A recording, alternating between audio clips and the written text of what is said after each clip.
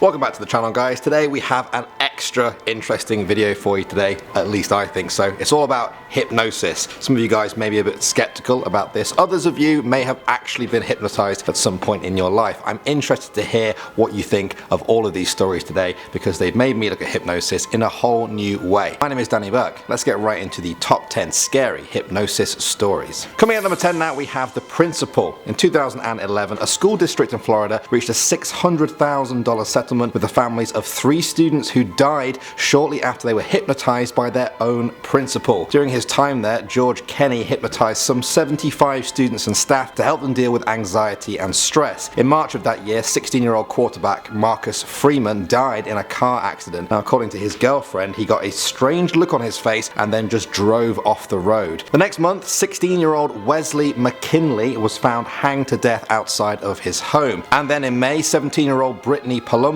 was found hanged in her own bedroom closet. All of them were among those hypnotized by Kenney. He resigned in June 2012 and was given a year's probation for practicing therapeutic hypnosis without a license. The school board paid each of the families $200,000. Next up at number 9 now, we have the evil spirits. In 2012, Boston police investigated the claim of a 57-year-old woman who said she handed over her life savings after being hypnotized. The victim said she was approached by 3 women in Boston's Chinatown on April 15th of that year. One of them started asking in Cantonese about her family. They then gave her a plastic bag, told her to go home and then meet them later. She went home and filled the bag with $160,000 in cash along with jewelry and her passport and handed it over when she met with them again later. The woman said she believes she was hypnotized. Some people said this hypnosis scam is potentially very dangerous, while other clinical hypnotists said that this type of hypnosis usually occurs over months and can't just happen through a brief encounter. It would be a scary thought though if they were wrong. Next up at number 8 now, we have Sirhan Sirhan. He was the man convicted of the assassination of Bobby Kennedy, brother of President JFK. He was sentenced to life in prison, but in 2011 at a parole hearing, his lawyer argued that he had been hypno-programmed to commit the shooting. This was 43 years after the murder. According to Sirhan himself, he said he was hypnotized by a woman in a polka dot dress. Allegedly, the woman led him to the hotel pantry before the shooting and pinched him on the shoulder,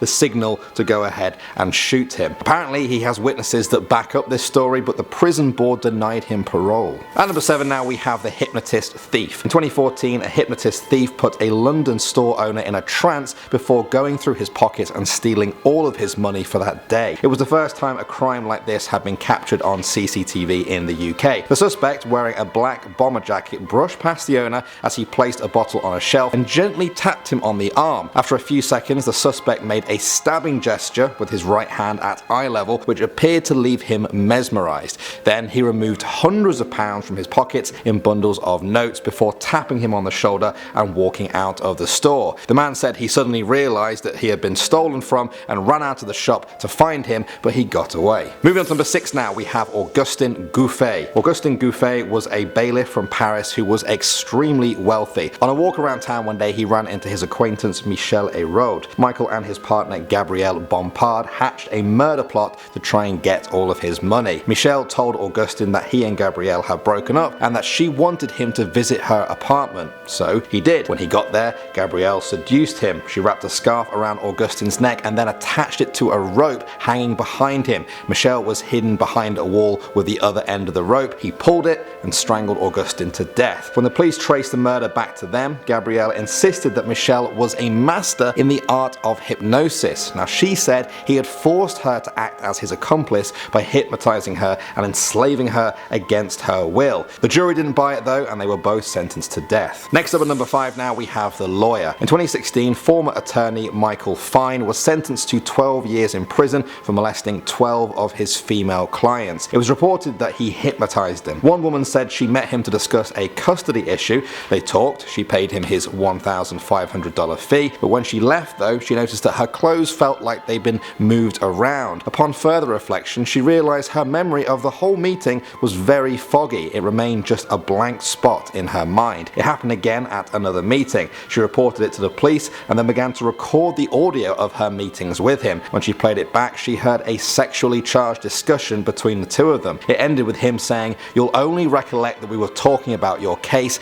until we see each other tomorrow. Do you understand?" When the next meeting happened, the police were waiting outside. After he hypnotized her, they burst into the room and arrested him. At number 4 now we have Susan Atkins. She was part of the infamous Manson family cult that did the bidding of Charles Manson, leading to the killing of a pregnant woman and her friends in their Hollywood home. When convicted for her role in the murders, Atkins said she was under the hypnotic spell of Charles Manson at that time. However, she said he didn't hypnotize her in the way you might expect. Instead, she said she was deprived of food and water and constantly forced by Manson to take LSD, which had left her with no ability to think for herself. This was hotly debated in court, but in the end it was rejected and she was sentenced to life in prison. Next up at number 3 now we have the bank robber. In 1951, a man called Pelle Wickman Hardrup attempted to rob a bank in Copenhagen. He killed 2 bank employees in the process. During the murder trials, he claimed that during a 3-month period his prison cellmate conditioned him using hypnosis to commit the robbery, running through the crimes step by step, even instructing him on who to kill in the process. It may surprise you to know that the Danish court actually accepted this viewpoint to some extent. He was committed to a mental institution, while the prisoner who hypnotized him was sentenced for his part in it all. Coming at number 2 now we have Jerome Ferreri. Jerome was murdered by his wife Betty in 1948 with the help of their hypnotized handyman. The couple had been living in LA for several years.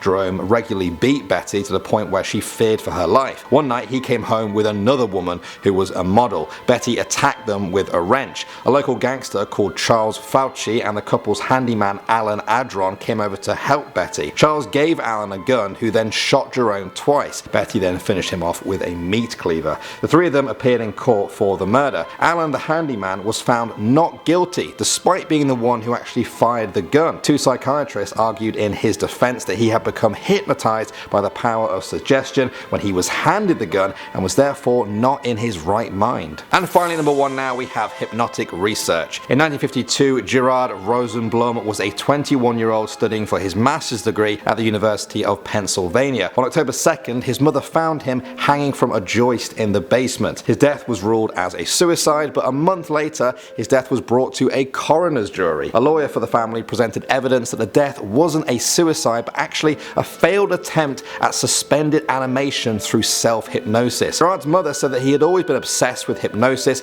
and especially the idea of levitating himself off the ground. Based on the evidence provided, the coroner's jury ruled that Gerard had died as the result of hypnotic research. Alright, we are done. We covered a lot there. Some people were criminals of hypnosis, some people were criminals, others were victims. Is hypnosis bad, or does it just depend on who's doing it? I'm looking forward to hearing all of your thoughts on the whole thing. Would you guys like a part 2 to this video as well? My name is Danny Burke. Thank you as always for watching, guys, and I will see you all in the next one.